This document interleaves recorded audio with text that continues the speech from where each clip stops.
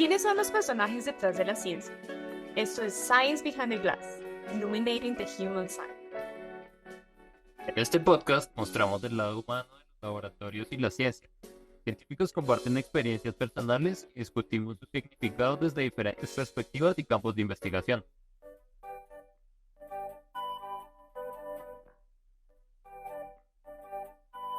Bienvenidos a otro emocionante episodio de Science Behind the Glass, Illuminating the Human Side. Esta vez nos embarcamos en un viaje lleno de asombro y descubrimiento junto al apasionado y grandioso Dr. Alfredo Peretti, quien ha dedicado su vida al estudio del comportamiento de la biología reproductiva de arácnidos y otros artrópodos. El Dr. Peretti se ha dedicado al estudio del comportamiento sexual en arácnidos y también incluyen insectos, escorpiones, entre otros animalitos, con un interés particular en ofrecer una visión integradora de las perspectivas de selección sexual, tanto teóricamente como experimentalmente. Además, utiliza especies particulares como modelos de estudio para responder preguntas específicas sobre los mecanismos de la biología sexual y busca proporcionar datos descriptivos en diversos grupos como patrones reproductivos, enriqueciendo así nuestro conocimiento de la enorme diversidad de arácnidos, especialmente en Argentina. Alfredo, gracias por aceptar la invitación y bienvenido. Bueno, muchas gracias a vos, Lisa, por la invitación. Bueno, para empezar, ¿qué te trajo inicialmente a este fascinante mundo del estudio del comportamiento sexual de arácnidos y otros animalitos? ¿Hubo alguna experiencia particular que despertara ese interés? Bueno, a mí, en particular, me tengo que retrotraer a alguna experiencia primaria, vamos a decir. A mí me gustó desde pequeño, fui creciendo, todo lo que tenía que ver con ver a los animales en acción, vamos a decirlo así. Porque por allí veo a mis colegas que son más de la línea más de los taxónomos, sistemáticos, es decir, los que coleccionan, que clasifican, que describen especies, que son, a veces uno hablando, son aquellos que por ahí coleccionaban mariposas, los juntaban en escarabajos. Yo no digo que yo no hacía eso, pero a mí no me gustaba juntar nada, me gustaba verlos. Era como disfrutaba a ver en jardines o cuando iba al campo cómo se comportaban. Y en ese marco me llamaba la atención muchas veces las coloraciones de algunos insectos o de algunas aves, incluso de peces. En una época tuve como un hobby muy de acuarista, entonces tenía peces. Y en esos patrones, evidentemente, surgían las diferencias sexuales de los machos, de las hembras, machos que hacían algún tipo de cortejo, o a veces al mismo tiempo, ¿no? Los dos hacían algún comportamiento. O por ejemplo, que era algo muy común, que es así, me acuerdo de mi adolescencia cuando uno iba al río, creo que se da en muchos países, y uno veía a los dragonfly, a los odonatos, a los machos peleando por sus territorios, a los alguaciles, corriendo. Bueno, como niño uno ve eso y dice, ¿qué es lo que está pasando acá? Y ve uno que es colorido, de color celeste, recuerdo, rojo, y otro que era un color grisáceo, y uno no se da cuenta que el grisáceo podía ser la hembra, y los otros eran los machos, de una u otra especie, incluso varias especies en el mismo lugar. O sea, a mí eso como que me marcó que me interesaba algo que yo no sabía que así se llamaba, que era el comportamiento. Pero sí sabía que quería estudiar biología. Descubrí que existía algo que se llamaba biología. De jugar desde chico que me trae mi madre, que era enfermera, juegos de tubo de ensayo, cosas para hacer estudios de química. Yo soñaba con ser químico o médico. Pero cuando un día me regaló un juego con todo el esfuerzo de su trabajo que decía biología, y eran semillas, una lupa, un pequeño microscopio. Yo dije, ¿qué es eso de la biología? Yo tenía 11 años. Y ahí empecé a coleccionar algo que en mi generación, yo tengo 57 años, eran las enciclopedias que venían de España, reimpresas. Había uno de Félix Rodríguez de la Fuente, en la sabana africana. Entonces empecé a leer eso. Y entonces ya es como que me fui encauzando eso, y dentro de ese marco dije, esto es comportamiento. La impronta final fue cuando yo ya en la secundaria, voy a quedar muy nerd quizás, pero ya en la secundaria, en la high school, yo estaba ya en el penúltimo año. Mi papá, que era un autodidacta, no había hecho una carrera universitaria, pero sabía mucho de historia, filosofía, era políglota, en fin, persona muy instruida, con muchos libros en mi casa. Mi papá me regala El origen de las especies con 15 años, porque él lo compra para leerlo él. Compra una edición muy buena en una librería y a su vez me regalan los libros de etología de Conrad Lorenz, de la editorial Alianza, recuerdo, que es una editorial española.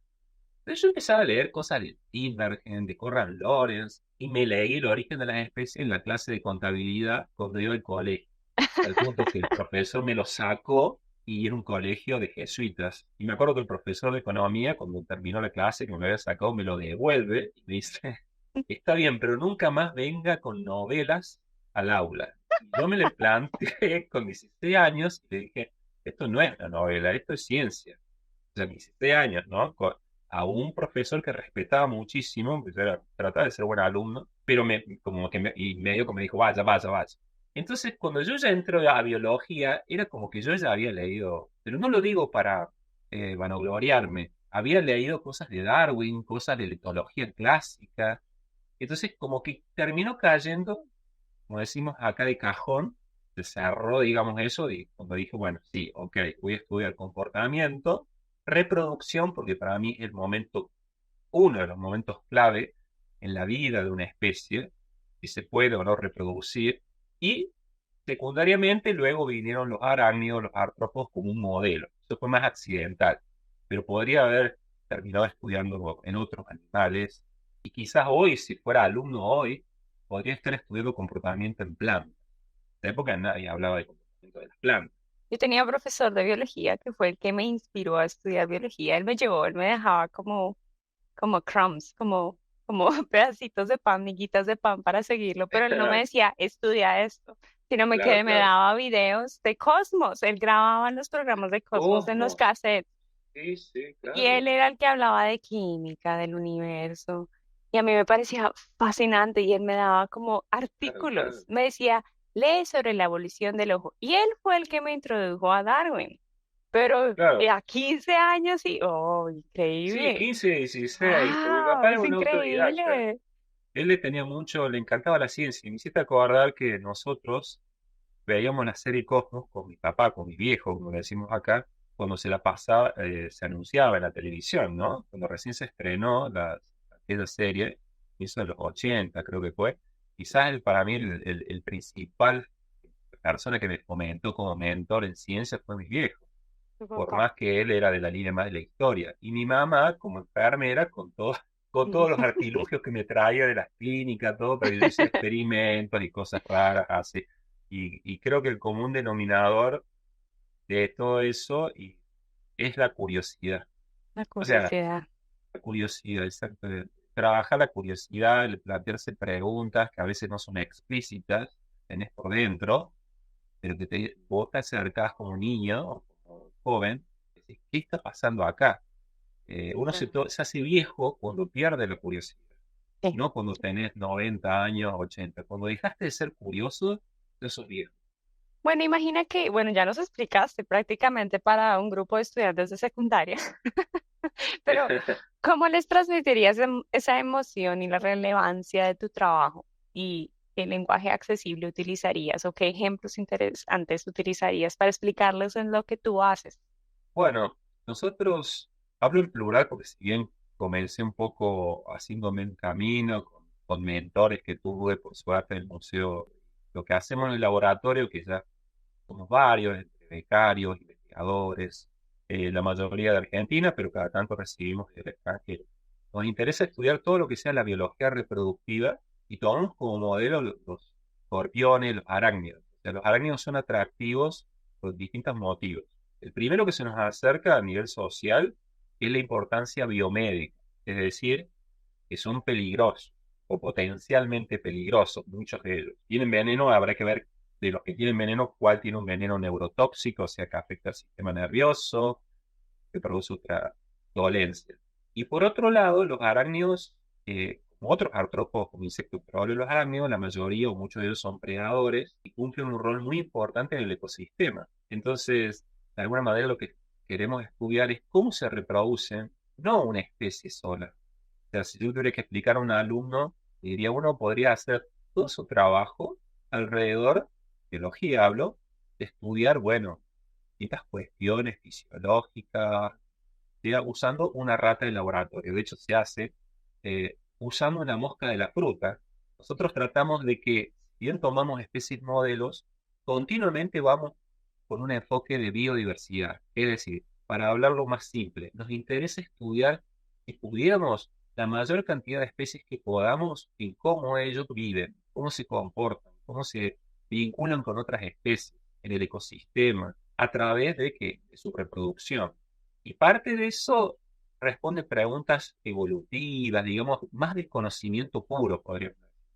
Pero otras partes responde preguntas que tienen un valor potencial o más directo, importante de aplicabilidad. Por ejemplo, después de muchos años de estudiar sobre cómo las arañas se reproducen y transfieren los machos el esperma a las hembras, etcétera, hoy en día tenemos proyectos que estudian a las arañas que viven cerca de los cursos de agua, cómo, de acuerdo a la contaminación del curso de agua, contaminación humana, ¿no? Con metales pesados, con contaminantes diversos, esas arañas y otros animales, peces, arañas, aves, se ven o no afectados. ¿Y cómo les afecta a su vida y a su reproducción? ¿Y eso qué nos da a nosotros? Como un indicador que después a la sociedad podés decirle, mire, esta cuenca, este río, viene prístino, viene limpio, cuando llega a la ciudad, contamina. A veces los políticos defienden que la contaminación que está ocurriendo no es grave, y luego el río se va purificando como puede cuando deja la ciudad. Cuando nosotros los investigadores e investigadoras podemos hacer, tomar un animal control, un animal testigo, un animal modelo, trabajando de forma integral, o decir recién con distintos animales, que no sea uno, se puede estudiar todos, pero por ejemplo, peces en los acuáticos, arañas en los que viven en las riberas, aves que comen las arañas y así sucesivamente, y mostramos cómo se transfieren esos contaminantes y cómo les afecta. Uno puede hacer un informe y le muestra a un político decir, mire, esto que le está pasando a un animal tan simple, tan sencillo como una araña, seguramente que le va a pasar a un ser humano que vive en esa zona y puede consumir agua de ese río o indirectamente regar con esa agua sus huertas y consumir el producto de las huertas. Ahí no es que vaya a tomar agua del río o simplemente entrar en contacto de alguna manera. Eso es algo bien concreto, pero eso se logra. Creo que nosotros pudimos hacer muchos estudios de conocer la biología de esa araña, ¿no? Difícilmente podríamos habernos hecho esa pregunta si no sabíamos cosas básicas de su biología. Me parece que ese es un ejemplo, hay más, pero que nos puede ayudar a ver claro cómo la ciencia es un ida y vuelta entre lo que se llama investigación básica, por el conocimiento, el valor del conocimiento, y la cuestión aplicada, en este caso como bioindicadores de contaminación ambiental. Acá quiero mencionar, obviamente, en este marco, Franco Carneluti, que es la persona que está llevando a cabo, ¿no? Ya hoy es un postdoc, recién ingresó a carrera, esta línea en la cual estamos todos sumados. Yo, más allá que lo puedo dirigir a él o codirigir, es esta persona la cabeza en el laboratorio. O sea, en nuestro laboratorio, cada persona joven tiene su línea, comparten y colaboran, ¿no? En este en particular, principalmente Frank. ¿Y podrías compartir con nosotros una anécdota o un descubrimiento sorprendente o un descubrimiento que hayas encontrado durante tus investigaciones y desafiando tus ideas preconcebidas? A mí lo que siempre como un comentario general me llama la atención es que si me deja boquiabierto algo, es que a veces uno plantea una investigación y puede plantearse una pregunta y un diseño experimental, si hace biología experimental, pero muchas veces los animales hacen totalmente lo opuesto de lo que uno esperaba hacer. Y eso, si bien hace que uno se replantee que hizo mal la pregunta, que hizo mal el diseño, que hizo... No, no. Lo que el animal tiene es lo que se llama variabilidad. Es decir, tiene algo que en biología todavía muchos diseños no llegan a encuadrarlos. Yo soy muy desconfiado de cuando veo trabajos publicados que son muy perfectos. Es decir, cuando la nube de datos les da perfecto todo. Soy así, soy desconfiado, porque a medida de los años que he podido ver, al menos en arácnidos y en otros artrópodos, en algunos insectos, suelo ver que hay una gran dispersión, que si bien hay tendencias, y todo eso es a veces lo que hace que no me deje de sorprender. Por eso digo, es un comentario general, que mi primera sorpresa es esa. Y otra sorpresa más puntual que yo tuve en una de las investigaciones hace muchos años, que tuvo mucha prensa en su momento, que no es una cuestión aplicada ni nada de eso, pero que tiene que ver con la comunicación entre los sexos, fue cuando medio por accidente descubrí que en una araña de estas patudas de Costa Rica, las hembras emitían un sonido, estribulaban, que es una expresión en estudio de los artrópodos, ¿no? Rotan dos partes de su cuerpo durante el apareamiento de la copia. Y que a través de ese canto, porque se le llamó así, no lo llamé yo, lo llamaban los medios que uno le hacen notas, ese canto de la hembra o sonido que producía, el macho no detectaba el sonido en sí, pero la vibración que transmitía a través de su cuerpo y de la tela. Y el macho que estaba en cópula con ella podía regular ciertos comportamientos. Es decir, de alguna manera, la hembra utilizaba esa forma de comunicación subestimada, porque generalmente las hembras, muchas veces por una cuestión también social que afectó a la biología, fueron como muy subestimadas en su capacidad de expresar mensajes comunicativos en los contextos de interacción. Bueno, esta hembra no, esta hembra, eh, incluso palabras de William Everett, que fue inventor en aquel momento, la hembra chillaba, dice, chillaba, se quejaba más que cantar, porque lo hacía ese canto en momentos que nosotros veíamos que podía haber algún tipo de efecto negativo hacia ella, potencia. Eso me sorprendió mucho porque además esta persona que acabo de nombrar y otro especialista habían estudiado esta araña y no habían detectado eso. Personas muy buenas.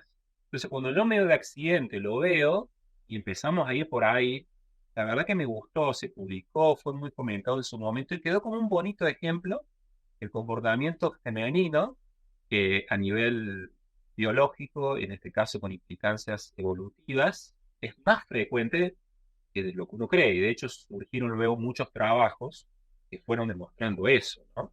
Así que eso me pareció como muy lindo. Fascinante.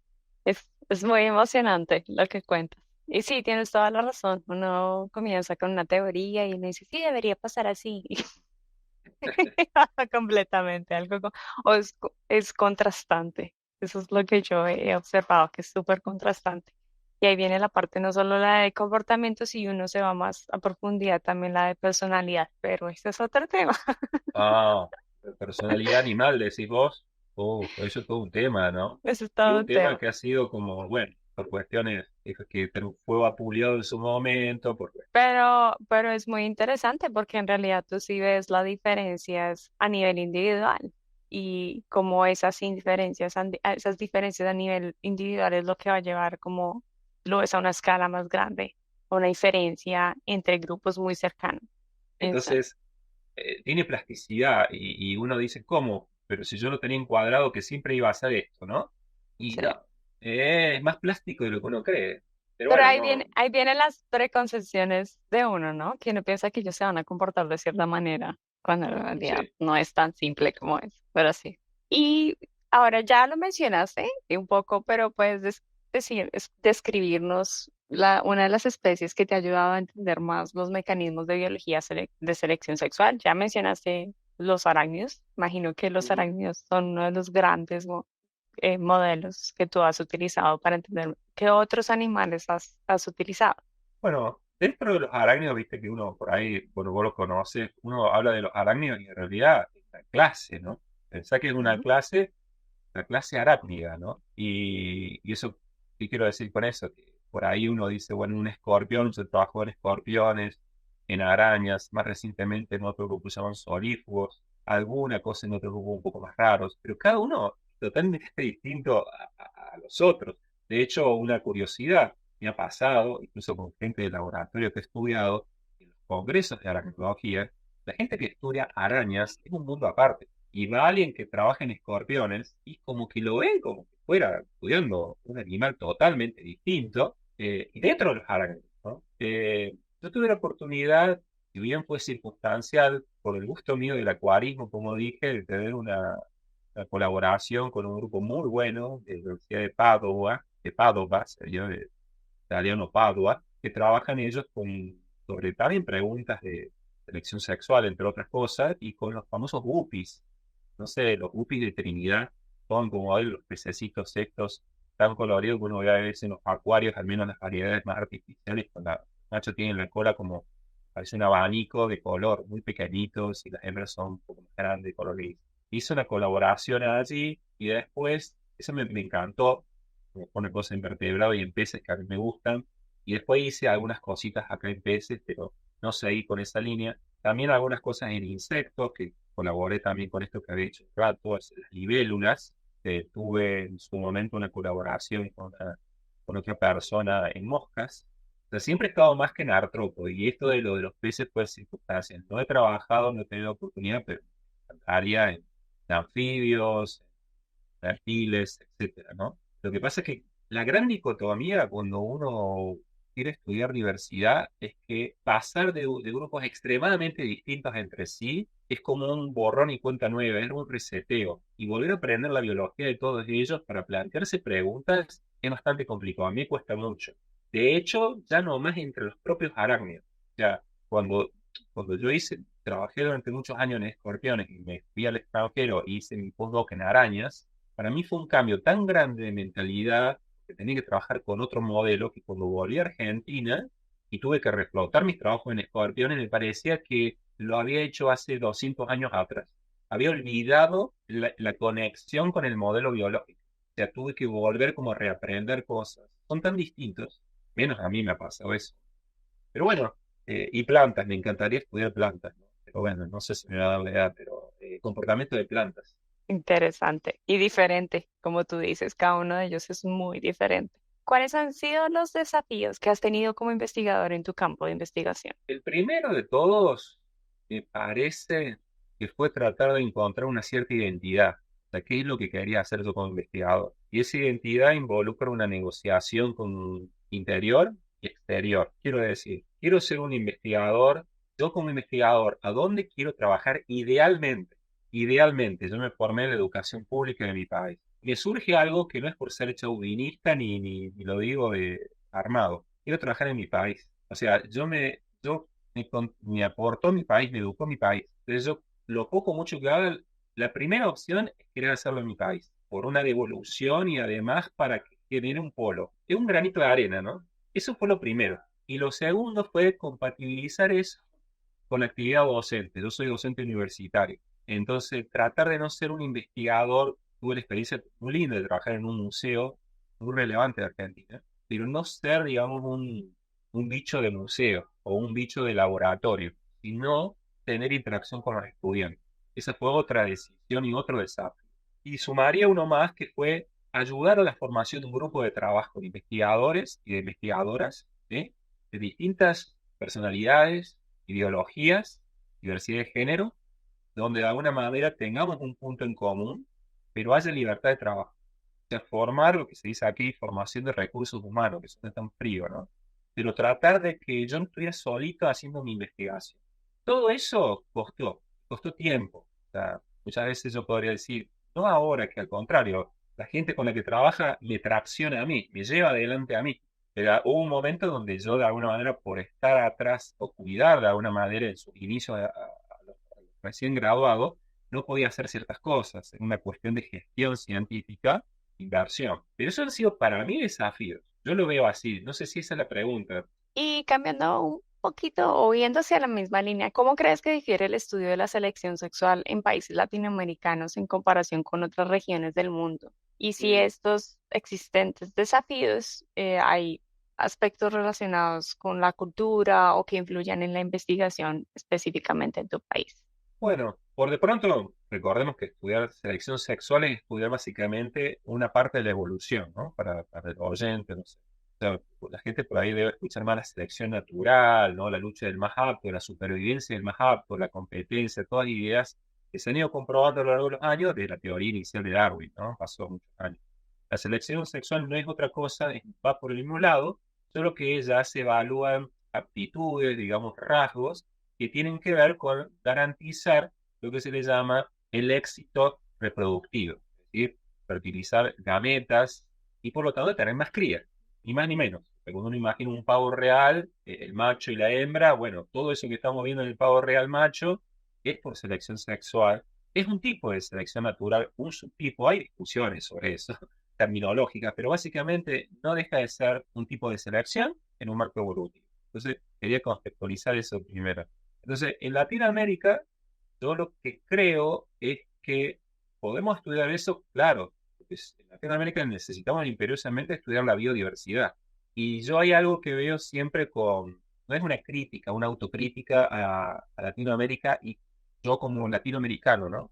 Pero durante muchos años, Latinoamérica, años atrás, eso ha ido cambiando, Latinoamérica era el lugar, Argentina era muy común eso, donde venían los investigadores europeos, que antes venían de la escuela alemana, y obviamente juntaban todos los animales, las plantas, hacían herbario, todo, y clasificaban las especies. Y después empezaban a venir la gente de Estados Unidos, las grandes universidades de Estados Unidos, que va a Ecuador, Colombia, todas las grandes expediciones, y sí, agarran un par de alumnos que los ayudan como pasantes, todo, y hacen el estudio y se van.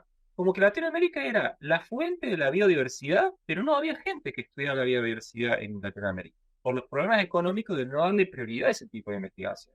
Y mucha de esa gente muy valiosa, que hace, se termina haciendo doctorado en el extranjero y se queda en esos países. Imagínate, si ya hay problemas a veces para hacer estudios básicos de taxonomía y comentar que es el primer piso, digamos, el primer nivel, con más razón para la gente que quiera hacer comportamiento, ecología, etcétera, ¿no? El comodín que nosotros tenemos en Latinoamérica, la gente que quiere hacer investigación en Latinoamérica en estos temas, no solo de selección sexual, sino también de ecología, todo lo que sea estudiar el animal vivo, vamos a decirlo así, es que estamos en casa, que nosotros podemos aportar justamente la mirada de la diversidad. Porque muchas veces lo que se hace en los países centrales, vamos a decir del Neártico, ¿no? U otros países que siguen la misma línea, estudian uno o dos o tres modelos y sobre eso trabajan. Sacan teorías, sacan hasta libros, sacan... Y vos acá en Latinoamérica lo que encontrás es, te vas a Brasil y tenés un colega que te dice, estudia aves, y te dice, no, acá lo que plantea tal persona que hacen las aves, hacen lo contrario. Porque la persona encuentra, vamos a decirlo, excepciones, que en realidad no son excepciones, son patrones en Latinoamérica, pero son excepciones cotejas contra otra región geográfica. Digamos, es nuestro principal fuerte. Por eso a mí me da mucha pena cuando acá, que hoy en día ha crecido, veo países como Brasil, por ejemplo, que crece muchísimo en investigación en biología, y sí, y que ves investigadores que renuncian a esa mirada de la biodiversidad y eligen uno o dos modelos y de ahí no salen. O sea, no ven otros. Lo que pasa es que para estudiar muchas especies, por ahí tenés que empezar por lo básico, descripciones, observaciones, más que un experimento. Y eso a veces no lo puedes publicar en revistas de alto impacto. Entonces, es en detrimento después de cómo te van a calificar a vos en tu país o cómo van a ver tu investigación. Creo que la solución mixta es lo mejor, que trates de hacer cuestiones muy dirigidas a preguntas concretas y probablemente con modelos, y no descuidar esa otra parte. Hay un libro que salió hace unos años, editado por Regina Macedo y Glauco Machado, en Brasil, que es Selección sexual en el Neotrópico. Y ellos reunieron investigadores de Latinoamérica y de otras partes del mundo, muchas veces en colaboración, de todo lo bueno que salía de selección sexual estudiando este tema en el neotrópico. Así que creo que eso es lo que nosotros tenemos a favor. El desafío que nosotros tenemos con los gobernantes, con la gente que maneja la política científica de turno, yo creo que ya excede a la selección sexual. Es el estudio de la biodiversidad. Y dentro de la biodiversidad, no solamente saber cuántas especies hay y cuáles especies están más o menos peligro de extinción, si es que eso importa. Porque muchas veces las especies están en peligro de extinción porque se destruye la matriz ecológica y reproductiva. Es decir, a la especie quizás le talas o le rompes un bosque y le talaste entonces tal vez vegetación que estaba asociada a la vida de la especie. Y entonces ya reproductivamente quizás eran territoriales o marcaban el territorio con olores. Y obviamente que va a extinguirse. Entonces cuando vos le decís está en peligro de extinción, quizás ese es el último punto que vos estás viendo y muchas veces ya no lo podés manejar salvo que hagas reservas, porque descuidaste todo lo otro que fue esa biología, que por ahí se dice, no hay dinero para esa biología o para ese tipo de ciencia, cuando en realidad va todo de la mano, ¿no? Es como, es como que a nosotros nos entendiéramos como seres humanos simplemente por nuestra piel, por cuánto pesás, no, sos algo integral. Sí. Y los animales no dejan de serlo también. buena base de ciencia básica y ver la aplicación o la funcionalidad de un ecosistema y no ver solo el producto final, que es como tú dices, al final del túnel, ver cómo ya se va a extinguir, pero qué pasó si se descuidó ¿Qué completamente pasó? Sí, todo esto. Y la parte reproductiva, la parte de comportamiento, muchas veces que no se entiende cuáles son los aspectos claves para mantener esa población viable. Entonces, exactamente. Y lo más sí, tiene... interesante, Linda, es que la ciencia es una cadena de, hoy en día, la ciencia de hoy, ¿no? Quizás lo del siglo XIX, algo era el investigador solo, bueno. Hoy en día se trabaja en equipo más que nada y somos todos parte de una matriz, de una gran red. Hablando de conservación o biodiversidad, tenés a alguien que hace estudios, vamos a decirlo, de comportamiento, biología reproductiva de tal especie, hablemos, por ejemplo, una especie de mamífero que nos interesa, por ejemplo, nosotros tenemos el jaguarete, pumas, o especies que han tenido problemas ciertas aves. Después tenés otro que estudia el taxónomo, que decía hace un rato. Después tenés otra persona que estudia más la cuestión ecológica, las interacciones con otras especies, y todo es una red. No es que uno sea más importante que el otro. Y después quizás tenés a alguien que puede ser el gestor ambiental, la persona que reúne todos esos conocimientos, y quizás es la persona que está formada como gestor ambiental, puede ser un biólogo o de otra profesión, que finalmente es el que puede ir a hablar con un político o con alguien para defender concretamente eso. Pero quizás no lo hizo el otro investigador, porque no es su perfil, pero él era importante en esa cadena. Eso es lo que por ahí, ese ecosistema científico, es lo que por ahí tiene que entender en cualquier país. Acá teníamos un premio Nobel, Eduardo Hussein, de Argentina, tenía una frase acuñada, el fundador del CONICET, la institución de trabajo, junto con la Universidad Nacional de Córdoba, que decía, el conocimiento no es caro, invertir en conocimiento no es caro, caro es la ignorancia. Esa es la frase de Hussein, una de las tantas, ¿no? Invertir en conocimiento no es caro. Ah, es caro el conocimiento. Se ve que alguien dijo alguna vez eso y él retrucó con esa frase allá por los años 60, vaya a saber. No, no, cara es la ignorancia. Sí, bueno, hay que seguir adelante. Este tipo de espacios permiten como ojalá alcanzar no solamente más personas, sino que ojalá como que la ciencia vaya más como de las políticas públicas. Pero bueno, esperar a ver qué pasa. Aquí estamos en una situación particular, en Argentina obviamente muy delicada, que arrastra dos cosas, cuestiones que vienen quizás de años, de que hay que financiar un poco mejor la educación pública a nivel universitaria, con salarios bastante magros desde hace muchos años, profesores, no es de ahora. Ahora se agravó por una cuestión de recorte presupuestario, ahí están las discusiones que van y vienen, y agrava la situación, es decir, como tener un enfermo en terapia y le sacas el tirador. Bueno, obviamente, por poco o mucho que sea, no estás dando un apoyo, digamos, explícito. Ojalá que eso cambie. Y por otro lado, en el sistema científico, un debate abierto que me parece interesante, está bien, pero un debate que se ha hecho hasta ahora un poco desordenado del valor de la ciencia pública, que es un organismo, perdón, con varios institutos del país, pero y con un proceso de menos dinero invertido. Eso es algo objetivo, menos dinero invertido a la parte científica. Y eso va a ser algo coyuntural, puntual, porque estamos en crisis, porque todos los sectores están siendo afectados, fueron afectados, están siendo afectados, y de una posible recomposición en algún momento.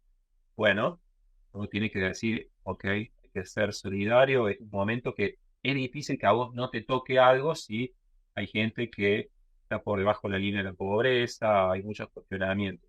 Entonces, lo que acá hay que ajustar y pulir un poco es el mensaje, cómo se da el mensaje. Es decir, si vos de alguna manera vas a decir, tenemos un plan, coyunturalmente en este momento estamos con este problema presupuestario, pero sin embargo tal cosa, siempre con un mensaje de mucho respeto, ¿no? Al profesor, al investigador, a la profesora, al estudiante.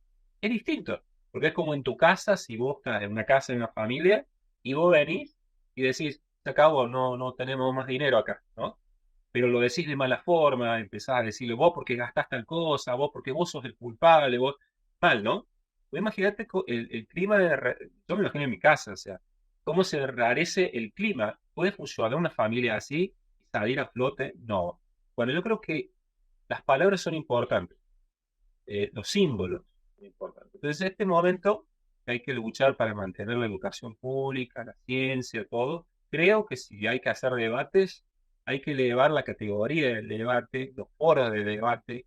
Lo que dijiste vos en un momento, me pasaban unas preguntas, la ciencia de élite o la ciencia de la gente, qué tipo, por ejemplo, CONICET tiene que aumentar la parte de CONICET, es Consejo Nacional de Investigaciones Científicas y Técnicas, Tecnológicas. La parte tecnológica siempre fue muy descuidada, no hay mucho. Tiene que mejorar eso para el país, sí, por supuesto, ¿no? Adelante, que se hagan programas, proyectos que fomenten eso, pero no en detrimento de todo lo bueno de la otra parte, ¿entendés?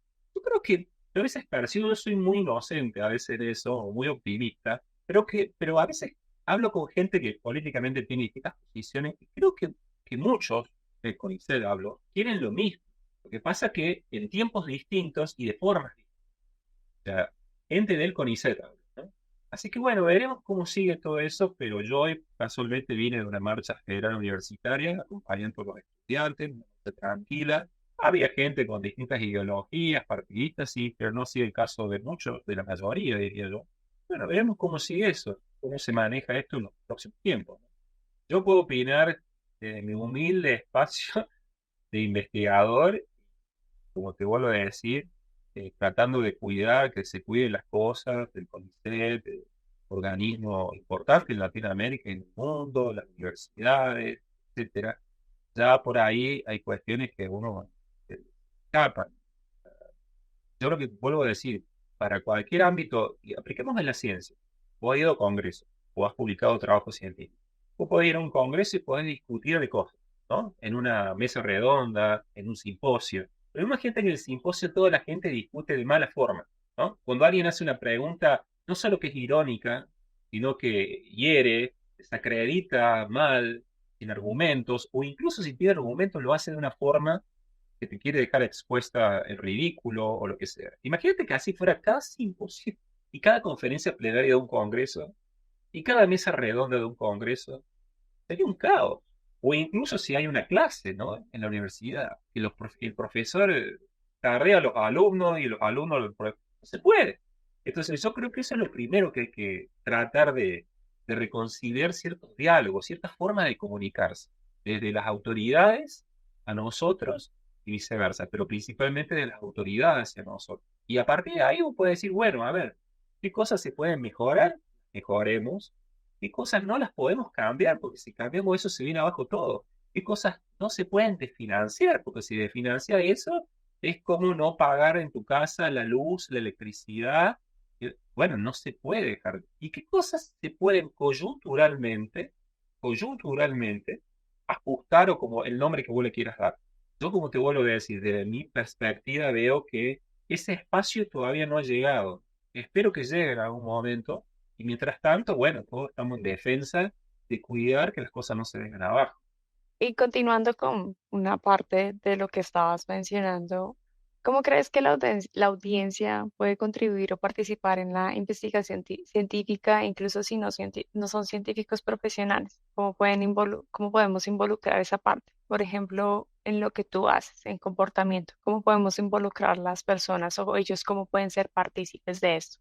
Sí, es como un poco complicado, no tengo presente yo que haya como foros o algo así, ¿no? Viste que están estos sitios de naturalistas, creo que es, no Hay recuerdo el nombre, pero naturales hay y naturalistas. Bueno, esa es una opción, ¿no? Que no deja de ser algo de comportamiento porque la gente saca fotos, busca registros, ecoregistros y a veces pone notas. Pero esa es una opción. Me parece que hoy el día global al alcance de todos. Hoy en día lo que sí yo veo que estamos todos como muy globalizados. Entonces, súper globalizados, está buenísimo. Pero por allí me ha pasado a mí, lo digo con conocimiento de causa, escribir a gente en YouTube que sube o en Instagram videos que tienen que ver, que le interesan de la ciencia y contactar a la persona. Muchas veces eso puede ser un punto inicial de que esa persona te puede pasar material didáctico, te puede mandar información, vos podés de alguna manera tratar de empezar a estudiar eso, ¿no? Yo vuelvo al comienzo, como que lo primero es la curiosidad, o sea, difícilmente uno puede bajar línea y decirle ¿Cómo puede empezar alguien a hacer algo en comportamiento si no le interesa? O sea, y no le interesa qué hace, no sé, me parece que lo primero es cómo despertar la curiosidad, ¿no es cierto? Y para eso están buenas las ferias de ciencia, acercarse a los museos. Creo que la mayoría de las personas, salvo que viven en lugares extremadamente difíciles y alejados de todo el entorno, tiene acceso o bien vía virtual, como decía, a ciertas conexiones globales de las redes. Hoy en día poder conocer o poner museos y hacer visitas virtuales a museos y muchas veces son gratis. O en tu comunidad tenés pequeños museos, pequeñas reservas naturales, por ejemplo. Bueno, acercarte como voluntario. Quizás ahí empiezas, ¿no? No necesariamente un niño, puede ser una persona de muchos años, quiere empezar a ser voluntario. Y eso está buenísimo. En el laboratorio hace poco se acercó un estudiante de doctorado de la carrera de Ingeniería Biomédica y que ya tiene una licenciatura, entiendo, en química, y se acercó meramente para ser un ayudante, para aprender cuestiones básicas de los arácnidos, porque le gustan los arácnidos. O sea, la persona tiene una formación de posgrado y sin embargo se acercó a cambiarle la cajita de las arañas y darles de comer. Fíjate vos, es como una lección de humildad, porque es una persona que viene Eh, con mucha formación, pero él reconoce que eso no conoce nada, pero le gusta. Bueno, eso mismo, si lo hace esta persona, lo podría hacer cualquier persona si se acerca a la universidad. En algunos va a encontrar un feedback, que quizás un profesor lo recibe, le muestra, en otros no, pero yo creo que hay que animarse. Eso es lo que yo podría decir. Por eso hablo de la curiosidad. Y dentro de esa curiosidad puede haber cosas de comportamiento que le atraigan o de taxonomía. Pero saber observar, tener paciencia, irse al campo o a donde sea, en su jardín, en su patio, sentarse y observar. Tiempo de la observación como una especie de contemplación productiva y fijarse qué hacen los animales, no estar tan rápido, hablo de los insectos, de las arañas o de otros arácnidos, no estar tan rápido de echarles un insecticida o algo, sino mirar un poco la tela de la araña. Entonces, si tengo mosquitos que me molestan o mosca, agarrar una mosca y largarse en la tela y ver cómo la araña se acerca y captura la presa. Cuando te das cuenta que después esa araña hacía una tela bastante fea, pero abajo en el piso, me ha pasado acá, pero que esa araña capturaba alacranes. En el caso de acá tienen un veneno interesante, importante, una cría de alacrán. Pues esa araña, si está en la cochera, en el garage, no la voy a matar. ¿Para qué la voy a matar? La dejo. Bueno, ¿qué es? Se me ocurre ahora. Y bueno, para finalizar, quisieras como compartir algo especial con nuestros oyentes, por ejemplo, el libro que escribiste y también un Ah, mensaje para nuestros oyentes. Escribió un libro que va a ser publicado y se llama Reglas y excepciones en biología, ¿verdad? Háblanos un poquito de esto. sí, este libro que por ahora está en inglés, pero la idea nuestra es publicarlo, editarlo, rearmar un poco y hacer una versión en español, ¿no? También.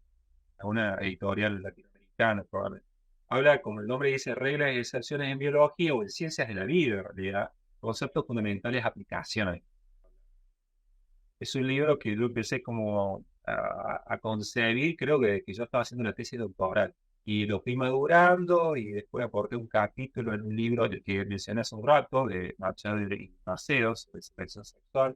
Pero siempre me parecía interesante algún libro de grado, también puede ser de posgrado, y probablemente para profesionales, donde uno podía en biología y ciencias relacionadas hablar una especie de ejercicio, ¿no? Epistemológico, pero muy concreto, biológico, tangible, de tener más conciencia de, por un lado, los patrones que nos rodean, ¿no? En la naturaleza. Y a su vez, las reglas que el hombre, el investigador, puso. Por ejemplo, todos los organismos evolucionan, todos los organismos vivos tienen ADN o ARN, ese tipo, ¿no? De normativas, ¿no? Que son producto de años de estudio. Pero también, por sobre todo, resaltar las rarezas, las excepciones, los casos anómalos. Un poco la variabilidad que hay en la biología. Si hay una ciencia que más variabilidad tiene es la vida, ¿no? Todas las ciencias de la vida, y la biología entre una de ellas, es la más relevante. Entonces, ese libro tiene una parte al comienzo más teórica, quizás puede ser un poco árida al comienzo, donde hablamos de qué son las reglas, qué son las excepciones, ¿Y cuál sería la dinámica, que acá viene lo interesante, de las reglas de excepción en la historia? En la historia humana y en la historia de la evolución. Y luego pasamos a ejemplos. Ejemplos concretos para gente que incluso no sean biólogos. O sea, si hablamos, por ejemplo, excepciones como una pregunta, que van a pasar a ser reglas el día de mañana, o sea, rarezas en este caso que van a pasar a ser patrones, por ejemplo, la comunicación en las plantas. ¿Quién podía hablar? Eso era un cambio, digamos, de paradigma. ¿Quién podía hablar hasta 15, 20 años, que las plantas se comunicaban, que había comunicación vegetal? Uno puede decir, estás loco, o sea, no puede ser así, es una locura, porque se juzgaba todo de una visión antropocéntrica y por ser nosotros animales. Pero muchos estudios, incluso estudios muy viejos que fueron revitalizados, muestran que las plantas tienen una comunicación. Muchas, a su modo, oyen, escuchan, perciben vibraciones y van respondiendo al modo planta. Lo que pasa es que no es el modo animal tan rápido. Muy interesante eso. Entonces, ahí tenés un ejemplo claro de algo de concepción científica, de cómo algo que antes se consideraba, primero que no podía ser, luego pasó a ser una rareza, y hoy en día no digo que sea una regla, pero hay una mayor aceptación y probablemente dentro de 20 años va a haber gente que va a estudiar a la misma par que los animales comunicación en plantas, digamos, la misma inversión, ¿no? En eso, ¿no? Y el libro tiene otras cosas, ¿no? También otros ejemplos. Después tenemos un capítulo más allá de la biología, o sea, de otra ciencia. Incluso nos metemos con algunas cosas de las artes. Por ejemplo, un paréntesis. Parece una obviedad lo que voy a decir, pero todo movimiento artístico revolucionario, ahí hay una cuestión epistemológica también, empezó como una rareza, empezó como una cosa rara, una excepción. Cuando apareció el surrealismo, dura, por favor, ¿qué era eso? O sea, nadie lo aceptaba y después durante muchos años lo siguieron. El propio Van Gogh, que hizo un post-impresionismo, siempre está la anécdota de que no le vendió cuadros a nadie, porque todos lo veían como una cosa rara, y era su hermano Vincent que le compraba los cuadros. Siempre quedó eso, ¿no? Sin embargo, después, muchos años después, que fue valorizado Van Gogh, especialmente en la década de los 60, anterior, mucha gente empezó a querer pintar a los Van Gogh. Fíjate vos que eh, muchos movimientos culturales, artísticos, musicales, ¿no? Todo lo que entra, empezaron como cosas que no eran contempladas como algo que podía tener realmente un valor. Y después se lo valorizó. O sea, es como una evolución, pero en este caso en el arte. O nosotros jugamos un poco con eso a lo largo del libro y está hecho en un lenguaje que si bien está en inglés, para el inglés, me parece accesible y por momentos hay mucha información para el que no conoce nada del tema en cuestión del ejemplo en cuestión. Y por allí hay ejemplos que los ponemos un poco más superficial para que tampoco sea tan tedioso. Pero bueno, después de tantos años el libro va a ver la luz y me acompaña como coautores gente del laboratorio, David Brecht, Lucía Calvacho, Paulo Olivero y Mariel Oviedo Diego. Así que es un esfuerzo mancomunado que, bueno, próximamente va a estar a la venta por esta editorial Stinger. Pero bueno, me pueden contactar las personas para facilitarle de alguna manera acceso al libro o dónde lo pueden conseguir. Quiero leerlo apenas salga. Sí, Acá sí, se ve una copia. Suena sí, emocionante claro. y me gustan mucho las analogías que haces con el arte. Pero sí es que finalmente en la vida somos toda una red. O sea, nosotros circunstancialmente hablamos de biología, pero podríamos estar hablando ahora de física, podríamos estar hablando ahora de química, podríamos estar hablando ahora de astronomía o probablemente de cuestiones artísticas. Alfredo, muchísimas gracias por aceptar la Eh, invitación. Te agradezco a vos, ¿no? La oportunidad. Una entrevista muy interesante. Entre todos los temas que tratamos, el doctor Peretti señalaba un punto interesante sobre la posibilidad de trabajar con nuestra propia biodiversidad en nuestros propios países. En temas como los que nosotros trabajamos, muchas veces nos encontramos con inmensas barreras de financiación y con muros basados en lo que las políticas de ciencia de cada país consideran que son investigaciones prioritarias o que merecen en mayor medida ser financiadas. Pero ¿qué pasa cuando una investigación que quizás lleva muchos años queda desfinanciada porque el gobierno de turno cambia sus políticas? Los investigadores se ven obligados a hacer malabares para conseguir recursos o tienen que irse a otros países donde sí les interese ese tipo de investigación. Y no es que toda la investigación tenga que ser financiada con recursos públicos, pero definitivamente las políticas de ciencia sí definen en gran medida la posibilidad de trabajar en uno u otro tema. Yo pienso que en Latinoamérica los presupuestos destinados a ciencia son una vergüenza, y lo poco o mucho que se decide financiar muchas veces parte de una representación política que es muy ignorante en estos temas. Tenemos ministerios e instituciones destinados a avanzar estos temas en cada país, pero ¿cuántos de nuestros legisladores o representantes realmente conocen de temas de ciencia y tecnología? Sí, estoy totalmente de acuerdo.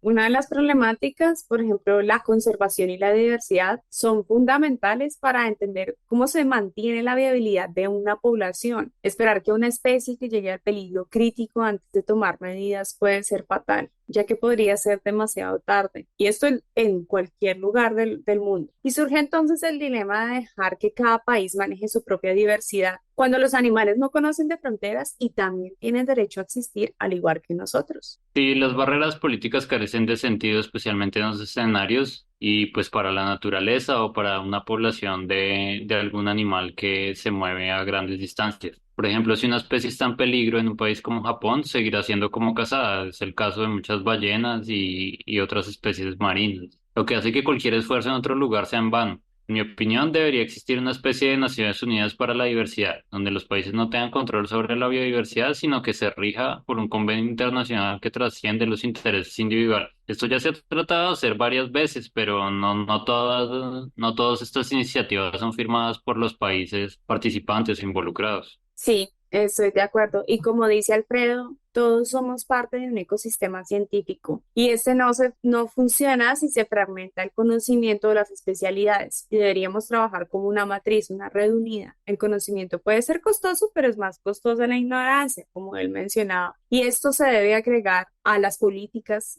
nacionales e internacionales en cuanto a conservación y manejo de ciencia. Sí, así es. Para terminar, esperamos que hayan disfrutado de este capítulo de Science Behind the Glass con este apasionante tema. Este episodio fue inspirado por el libro Cryptic Female Choice in Arthropods por Alfredo Peretti y Anita Eisenberg. Dejamos las referencias a este material y al libro del que habló nuestro invitado durante la entrevista de hoy en la descripción del episodio. Escuchen nuestro próximo episodio en YouTube, en Spotify o en nuestro sitio web oficial. Síganos en nuestras redes sociales en X, Facebook e Instagram. Música original de nuestro colega y amigo Bernardo Águila. Agradecemos el apoyo técnico de nuestras promociones a Rafael Jordán.